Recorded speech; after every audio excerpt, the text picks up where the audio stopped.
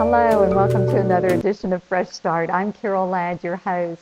I'm glad you've joined me today. We are going to be talking about the communication we have with ourselves, our self-talk. What does your self-talk sound like? Isn't it amazing how easily self-defeating talk can dominate our thought life?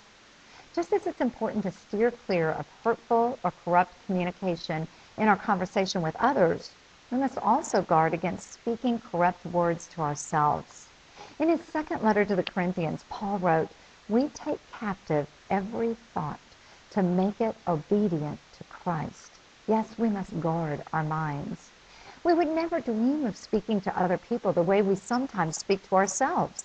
We need to recognize our negative and unkind self-talk and replace it with truth, God's truth. I want to encourage you to begin identifying some of the unkind and usually it's untrue things that you are saying to yourself. Our first step toward fighting any enemy is to recognize it.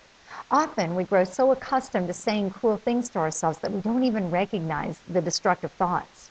The Bible tells us that Satan is an accuser and a destroyer. God's Spirit offers living water to refresh our souls with a message of His gracious love. Once you identify the defeating and accusing words you say to yourself, it's time to turn your thoughts toward truth. For instance, if you're telling yourself that you are unlovable and that God couldn't possibly love you, replace that thinking with the truth from God's word found in Psalms 103 that says, God is compassionate and gracious, slow to anger, and abounding in love.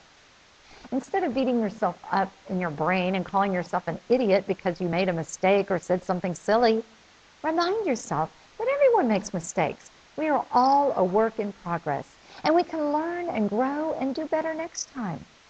This week, let's begin to recognize some of the self-talk we are doing.